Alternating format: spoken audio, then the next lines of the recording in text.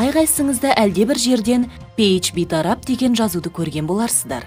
Бұл жазба көп ретте тері күтіміне арналған жабдықтар мен косметиканың сыртқы қабатында кездеседі. pH дегеніміз не? Және оның бейтарап болуының қаншалықты маңызы бар?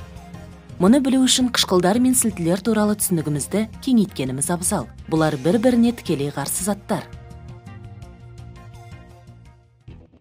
Қышқылдар. Біз мұны күнделікті тұрмыста жиі қолданамыз. Қарапайым сіркесу қышқыл. Цитрус тұқымдастар құрамында лимон қышқылы, сүт құрамында сүт қышқылы болады. Тіпті қызанақта да салицил қышқылы бар. Қышқыл тірі организмдер бойында өндіріледі. Мысалы, теңіз ұлуларының терісіндегі түрлі түсті дақтарда жыртқыштарды өзінен безіндіретін жағымсыз дәмді қышқыл болады. Біздің организмімізде де асқазан сөлі құрамында тұз қышқылы бар. Ол бізге асты қорытуға көмектеседі. Тіпті қалың матадан тігілген киімді ойып, теріні күйдірердей қала берді, металл мен бетонды ерітетінде күшті қышқылдар бар. Қышқылдар құрамында сутек катионы бар химиялық қосылыстар. Олар бірдеңемен жанасқанда химиялық реакция жүріп, сутегі иондары босай бастайды. Міне осылар тамған кезде маталарды ыдыратып сетінетеді. Сілтілер. Бұларда күнделікті тұрмыста жиі қолданылады. Мысалы, ас содасы сілті болып саналады. Сабында сілті. Жабайы аралар бізгегінен сілті бөлінеді. Қауіптілігі жағынан кейбір сілтілер қышқылдардан артық болмаса кем түспейді. Сілтілер ағаш, пластик немесе матаны оп-оңай күйдіреді. Сілтілер құрамы жағынан қышқылдарға қарама-қарсы қосылыстар. Олардың араласуы кезінде қышқылдық қасиет бейтараптанады. Мысалы, тіс пастысы тамақтанғаннан соң ауыз қуысында қалған қышқылдарды бейтараптандырады. Кейбір таблеткалар құрамында асқазандағы артық тұз қышқылынан арылтуға көмектесетін сілтілер болады.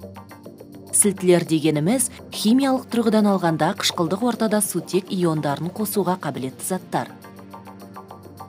Осы реакция нәтижесінде әдетте тұз бен су пайда болады. Қышқыл өздігінен божылдап тұрмайды, ал сілтілер басқа затқа түспей немесе өзге затпен араласпағанша бұрқылдап тұрады. Қышқылдар мен сілтілердің қасиеті тек химиялық реакция кезінде пайда болған ерітінді жағдайында ғана байқалады. Дәл осы реакция кезінде қышқылдар мен сілтілердің қаншалықты қауіпті екендігі анықталады. Нақтырақ айтсақ, осы ерітінді құрамындағы алдында айтып өткен сутек иондарының концентрациясына байланысты болмақ. Қаншалықты көп болса, соншалықты қауіпті. Қолайлы болу үшін 0-ден 14-ке дейінгі шәкіл қабылданған. Ондағы көрсеткіш қаншалықты аз болса, сутек иондарының соншалықты көп болғандығын білдіреді. pH ерітіндісі 7-ден кем болса, қышқыл саналады. Мысалы, апельсин шырыны pH 4-ке тең. Демек, бұл әлсіз қышқыл. pH 7 бейтарап болып саналады. Мысалы, суда. Ал pH 7-ден көп болса, сілті болады.